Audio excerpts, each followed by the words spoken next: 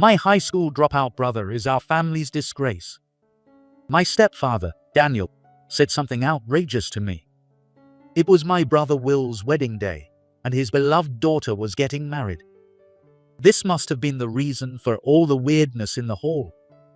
Not only did he dislike me and harass me, but ruining my brother's wedding was unforgivable. So, I decided to get back at him before I left the venue. Our $300 million contract with your company is off the table. What? As expected, Daniel, who didn't know who I really was stunned. While he was in shock, I pressed on. Because I needed to break his spirit. Listening to my words, Daniel eventually regretted his actions. My name is Charles Johnson. I recently turned 43.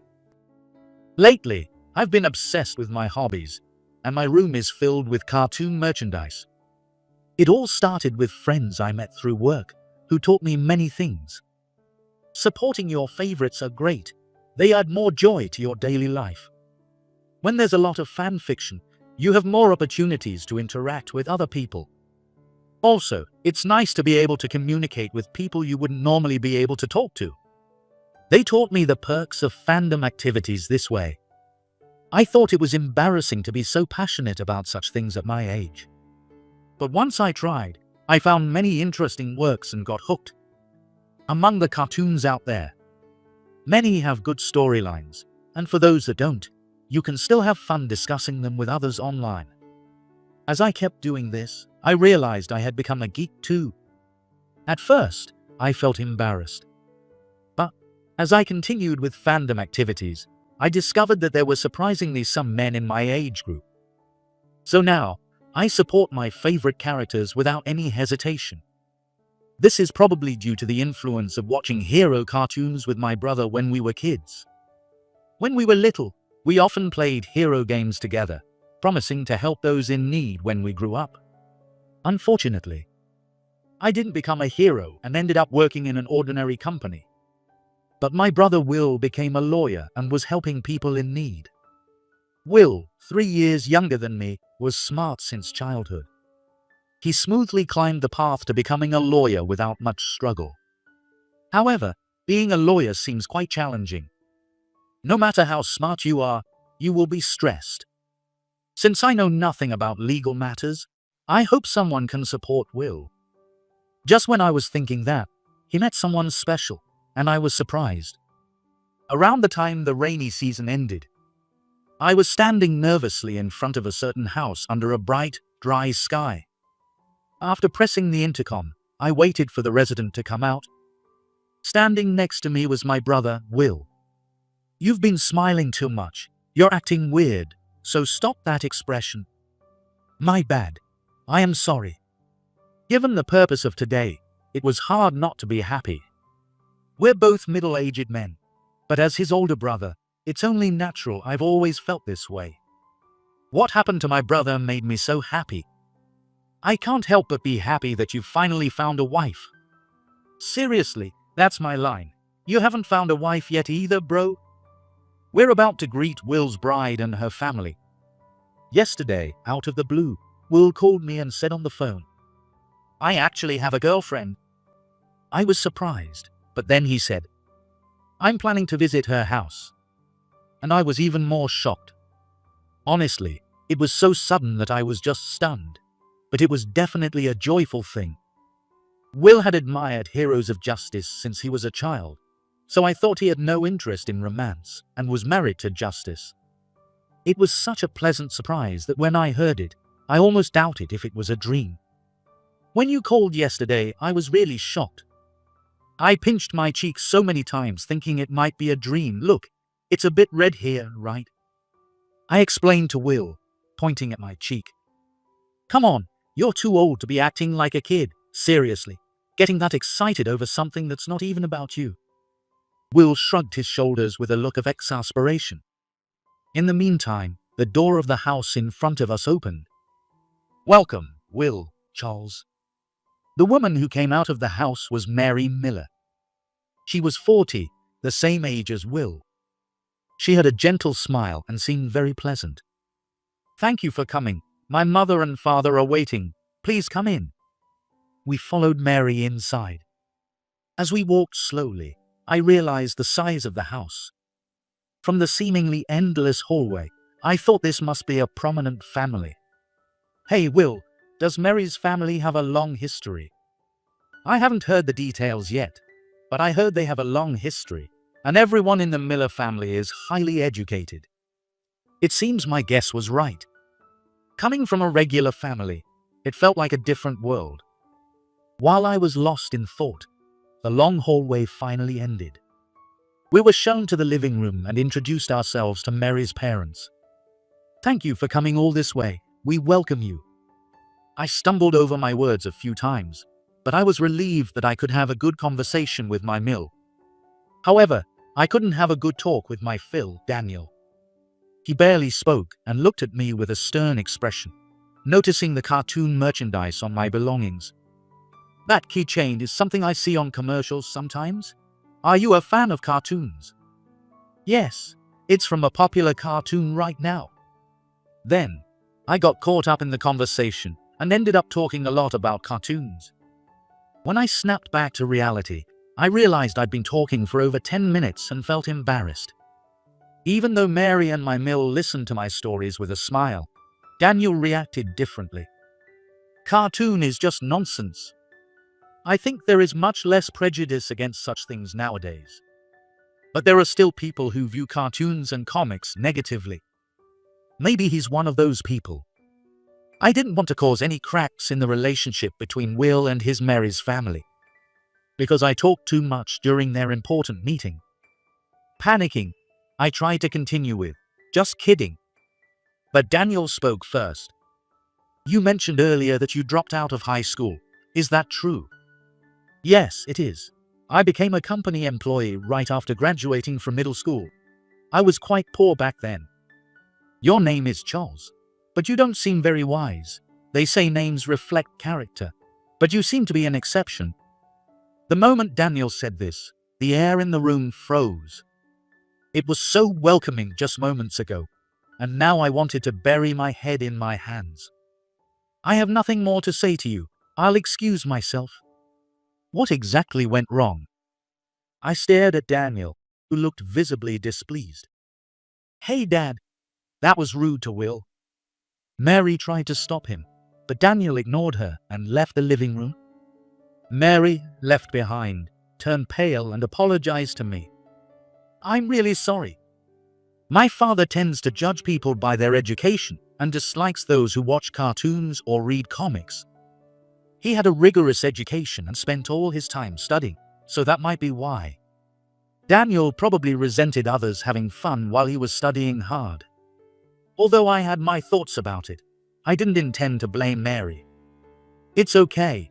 I should have been more careful with my words to avoid being misunderstood. I then struggled to get back into the good atmosphere talking about Will's past.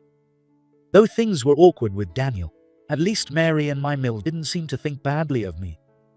I worried that I might cause them to break up, but fortunately, Will and Mary were closer than I had imagined. Will kept sending me gushing emails about Mary, which got a bit annoying. Their relationship progressed smoothly, and a few months later, Will and Mary decided to get married. On the wedding day, I had prepared myself and was visiting the ceremony site. For someone as frugal as Will, he had chosen a large and impressive building. It was surprising since he's the type to donate money rather than spend it on luxuries. It showed just how important this wedding with Mary was to him. Thinking about Will's feelings, I headed inside and ran into some friends. They are mutual acquaintances of mine and Will, and are invited to the wedding today. "Hey Charles, long time no see. You look like you're radiating happiness." "What kind of aura is that?" "But it's true. I'm really happy that my brother is finally getting married. He seemed like he was going to marry Justice instead. We invited him to so many blind dates in college, and he turned them all down." The friend in front of me spoke in a casual tone. He's younger than me, but Will's friends usually don't care much about hierarchy. This kind of conversation was common. I preferred it this way since I didn't like stiff conversations. though people might misunderstand and think it was rude. By the way, the heroine in that cartoon we watched recently was super cute. The production team really knew how to highlight her appeal. My excited friend opens his mouth about our common topic, cartoons. Unfortunately, at that moment, Daniel arrived. Birds of a feather flock together. Speaking informally to your elders is disgraceful, and getting excited over such a trivial thing as dropping out of high school. I turned to see Daniel sneering at us. He said goodbye to a man in a suit who had given him a ride. Apparently, he had been dropped off by this man. The man said, "No problem at all, sir. My car smelled awful after my wife spilled food in it the other day. I couldn't risk my suit for this important wedding. I really appreciate it." I looked at the man with Daniel and tilted my head back. I was feeling like I had seen him somewhere before. I couldn't remember immediately, so I filed the thought away. Who is that rude old man? I heard a small voice beside me and saw my friend looking annoyed. I was worried that my friend might say something rude, and I hurriedly introduced Phil to him. "This is Miller Daniel, Will's Phil." "What? Will's, I see." Clearly flustered, my friend tried to cover up his initial reaction, but Daniel seemed to see right through him. He extended his hand for a handshake, but Daniel ignored it. "Yes, I am Will's Phil, a lawyer, but with Charles, sorry, but I'll go ahead." Daniel gave a small nod and left. Watching him walk away, my friend muttered, "What a rude old man. He practically said he doesn't want to be family with you, Charles. Come on, don't worry about it. Besides, it's Will's wedding today. We shouldn't talk bad about people." Though still upset, my friend seemed to calm down after I reassured him repeatedly. Then we walked into the venue, chatting about our favorite cartoon. I decided to turn off my phone and took it out of my pocket. I saw a few emails from my company about upcoming plans and decided to reply. This could be a perfect time to launch our new product. Then I'll have to think about all kinds of product presentations. However, I was whispering and muttering the contents of the text message, but my friend overheard. "Hey, is that something I should be hearing, given your position?" "It's fine. Anything really sensitive, I handle at the office." "Got it. That's good then." I understand why he might be worried, considering my position. I have a lot of responsibilities at work. Thanks for looking out for me. A good guy like you makes me want to recruit you for my company. It'd be fun to have you around, and you'd brighten the place up. That's exactly why you're in a leadership position. I think you are the kind of person who deserves to be in a higher position. With this exchange, we entered the venue and took our assigned seats. As we sat apart, killing time, the start of the ceremony approached quickly. Time flew by as I listened to an interesting conversation nearby. It was about a recent corporate scandal. Since my company does business with that firm, I couldn't help but be interested. However, I needed to shift my focus because Will's wedding is about to begin. Will and Mary's wedding, which I was looking forward to, began with an uneasy atmosphere. There were several differences from what I had been told.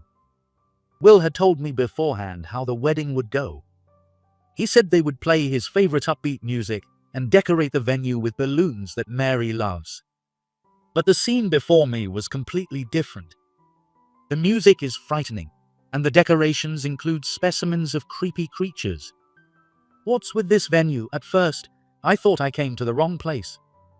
Seriously, it feels more like a haunted house than a wedding. The guests around us were murmuring suspiciously as well. What on earth was going on?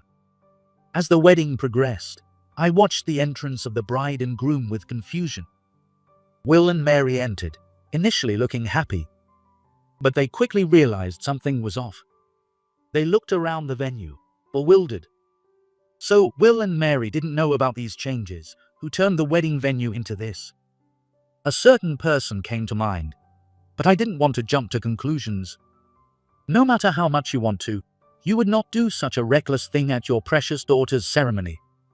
But I soon found out that my prediction was right. When it was Daniel's turn to give a speech, he started saying strange things. After a brief greeting, he dropped a bombshell. "Everyone, you must be wondering why this venue looks so strange. It's because of Charles." Holding the mic, Daniel glared straight at me. "Charles is a terrible person, unworthy of this venue." Realizing this was bad, I stood up and pretended to feel ill, slowly making my way out. Daniel was clearly about to slander me. He intended to fabricate lies and make me the villain. I didn't want him to ruin my brother's special day, but confronting him would only complicate matters. So, I tried to leave quietly. But he ruined my plan. Let me be blunt. Will's older brother, Charles, is the worst. He is trying to tear Will and Mary apart and is harassing us. The strange behavior of this venue is also his way of harassing us. Pointing at me, Daniel continued to spew 100% false accusations. Will and Mary sat up in surprise at these words. Mill, who had been quietly watching the situation until now, was standing as well. Our Mill, who had been quietly observing, also looked distressed, unable to ignore her husband's behavior any longer. I aimed for the exit, but Daniel's speech continued. When I talked to him recently, he mentioned that he dropped out of high school. It's because he didn't receive a proper education that he turned out like this, resenting other people's happiness. Daniel was just shifting the blame. The idea that dropping out of high school causes problems is absurd. It's just his biased assumption. He must be jealous of his brother's success as a lawyer. What a pathetic man. But Daniel, oblivious to the absurdity of his words, continued speaking. I can't imagine being in a family with someone who is so poorly educated, who has graduated from prestigious universities. Boasting about his family's academic achievements, he loudly declared, "My high school dropout brother is our family's disgrace." But then Will shouted in protest, "Don't insult my brother. The real disgrace here is you, Phil." Will's voice echoed through the venue, a tone I'd never heard before. With a stern expression, Will confronted Daniel. "My brother decided to work right after middle school to earn money for my tuition. He made sure at least I could go to high school, even if both of us couldn't." Will seemed visibly enraged. At this rate, the wedding would be a complete disaster. If the main characters start fighting, there'd be no way to control the situation. So, I had no choice but to stop leaving and walk towards Daniel. Then, as Will was scolding him, I said something to shut Phil up. "Our $300 million contract with your company is off the table." "What?" The shocking statement silenced him. While Daniel stood there, stunned, I continued. "I didn't want to bring this up, but given the emergency, I have no choice." Thinking quickly, I carefully chose my next words. I couldn't afford to fail, not for my brother's sake. I needed to break Daniel's spirit before he could recover. "Daniel, your company does business with mine. I didn't realize it at first, but I recognize the person who drove you here. You're the president of a company affiliated with ours." "How do you know that? I never mentioned it to you." "Well, you avoided me before we could talk about anything. You said you didn't want to discuss personal matters." I now remembered that the man who drove Daniel was someone I had often met through business a few years ago. The man who drove Daniel used to work in the sales department of another company. He was a diligent worker and got promoted to the president's secretary. Though we lost touch as he got busier, we still exchanged emails. I had heard from him about his boss, the president, who was a staunch believer in academic elitism and looked down on those with less education. He also mentioned some of the president's hobbies. Just between us, the president loves haunted house music and collects animal specimens. At the time, I scolded him for sharing personal details, but I never thought this information would come in handy. Daniel had altered the wedding's music and decorations to make me look bad, but his own preferences betrayed him. Having said all this, I looked Daniel in the eye. "Additionally, I always know who we do business with. I was aware of your name. It's standard practice for a CO." When I first met Daniel at the Miller house, I thought it might be a coincidence and planned to ask for more details after introductions. But Daniel refused to converse with me, so I couldn't confirm his identity then. Are you telling me that you are a company president? Yes, I am. I work as president despite my low education. I continued, making sure to hit Daniel where it hurt most, his disdain for people with less education. I heard that Daniel's company has been struggling lately due to a family scandal. Their products aren't selling well. Guests had mentioned this before the ceremony started. Customers having a negative image of their products is a serious issue. Losing a $300 million contract would be a significant blow. You don't have to apologize to me, but please apologize for your outburst against those middle school graduates. Besides, you will also apologize for almost ruining this wedding with your personal feelings. This makes me look pretty bad from his perspective, but I can't help it. To protect my brother Will's wedding, I was willing to play the bad guy. Daniel's face turned red, and he glared at me for a few seconds. However, he seemed to understand what he needed to do as a company president. He apologized deeply. I'm sorry. I let my mouth run without thinking. Please forgive my careless remarks. I also apologize for my comments about education. The fact that he chose words that indicated insincerity showed his true character. I directed the staff to change the music and decorations. I thought it would be better this way and went overboard. I'm truly sorry. Though I had my thoughts, I got the apology I wanted. Sighing, I decided to accept his apology. After that, a slightly awkward atmosphere lingered, but the wedding proceeded smoothly. I didn't want to stay, but I chose to stand in the corner and watch. I didn't think Daniel would just stay quiet. However, it seemed he had finally given up causing trouble. The wedding was all over and all the invited guests had left. Friends came to say goodbye before exiting the venue. Do you think he acted out because we were talking about a geek stuff? No way, you're overthinking it. Thanks for being here for Will today. We were happy to see you. Before I left, I had to reassure a friend who was worried that our conversation had triggered Daniel's behavior. Also, I must mention how Mary and my mill apologized to me. I'm truly sorry. I'll have a stern talk with Daniel later. I'll make sure to give him a good scolding too. I'm sorry for the embarrassment.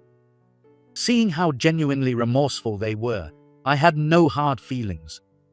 You don't need to apologize. You couldn't have predicted this. You've both been very kind to me. So, with that, I said goodbye to them. Will looked indignant and spoke to me. No matter if he's going to be my FIL, that was awful. I love Mary, but I might never get along with him. I had a hard time pacifying him, as he seemed to have been in a head rush ever since the wedding was interrupted. I had heard from other lawyers that Will always handled work calmly. But seeing him like this, it was hard to believe. When I told him that, he snapped. It's natural to be upset when someone insults my family. I told him not to worry too much and, with a wry smile, sent him to the dressing room to change. Now there would be no more reason for me to be here. As I was about to leave the venue and head home, Daniel unexpectedly showed up. Given what happened earlier, I instinctively tensed up. Was what you said earlier true? Daniel, sweating profusely, asked me. He grabbed my sleeve, desperate to stop me from leaving. You said at the venue that you would cancel the contract with my company. But I apologized properly, so it's fine now, right? I need to hear you say it's fine. It seemed he was really worried about that issue. I sighed and responded to him. It's really fine. I have my own feelings about it, but it was just a way to get out of the situation. I have no intention of cancelling the contract with your company. However, he seemed extremely paranoid, clinging to me with a pale face. Please, don't destroy my company. It's the precious business I inherited from my father. I have a family to support. If you don't like me, you can harass me all you want. But please don't cancel the contract at this time. He probably saw me as some kind of demon. What could have caused such a strong fixation? Let go of me. Why are you saying all this? After calming Daniel down, I asked him why he thought that way. He then began to talk about a past incident. I had a great father. He started a company and grew it significantly in just a few years. But he was framed by a rival company and was driven into a corner. According to Daniel, the incident became a big deal. It was widely covered on national TV. As a result, his family lived in shame, pointed at by many people. As a result of his hellish life, he says, his father took the worst path and passed away. The person who framed my father was a high school dropout. He was famous as a young entrepreneur with outlandish ideas, but also notorious for his bad behavior. That's what made me hate middle school graduates. Because of that past, he labeled all high school dropouts as worthless troublemakers. Maybe due to the past events, he felt so strongly that he had to eliminate me. Hearing his story made me feel a bit sorry for him. So, I looked him straight in the eye and spoke sincerely. I wouldn't be so cowardly if I had a rival company. Never so, please believe me. We're going to be family, and no matter what happens, I won't abandon you. If you're in trouble, I'll help. Hearing my words, Daniel let out a long sigh. His expression changed from one of fear. He looked like a weight had been lifted off his shoulders. I misjudged you, yes. You're not the same as that high school dropout. It's shameful that I couldn't see that. He said this sadly and apologized to me. It was a genuine apology. I'm truly sorry. Please forgive me. Of course, a CEO can't refuse a sincere apology. After that, Daniel apologized profusely to Will and Mary. Even though we were able to work things out in the end, Daniel was still responsible for the atmosphere at the wedding. That's why he felt the need to make amends. Daniel wrote apology postcards to every guest. I have to clean up my own mess. I hear that it was quite a challenge, as he had to think about the content carefully to suit each person he was dealing with. But that wasn't all he did. When Will and Mary were house hunting, Daniel visited each prospective house, checking its earthquake resistance, fire safety, and overall livability. And when they had a child, he researched parenting methods and necessary tools. When Mary nearly suffered from postpartum depression, Daniel and my mill stepped in and provided significant help. My mill told me all about it. I didn't expect Daniel, who had been neglecting Mary, to be able to nurse his grandbaby with his hands. I was curious, but it must have been embarrassing for Daniel, so there was a joke order on that topic. Will and I felt he had done enough to make amends. But Daniel seemed determined to continue finding ways to help. Incidentally, their child, a girl, loved superhero shows. She looked like Mary and had a cute appearance but had a personality similar to Will's. She especially likes the main hero, Red. She's glued to the screen whenever he's on. I heard she watches hero shows on TV with great excitement. Seeing how happy they were made me interested in marriage too. There's a woman at my company I'm interested in, so I might propose soon. She and I became close because I saved her from being tangled up with a delinquent, a goofy opportunity that brought us together. She understands my hobbies, and we often watch cartoons together. It took some courage to share my hobbies with her, but her response made me very happy. No matter your age, being passionate about what you love is a good thing. There's nothing wrong with it. She makes me feel happy, so I hope my proposal goes well. She seems to be a middle school graduate like me, but I don't judge her for that, unlike Daniel in the past. People might have a negative image, but I believe that doesn't define her. If the proposal succeeds, I want to see her for who she truly is and cherish our relationship.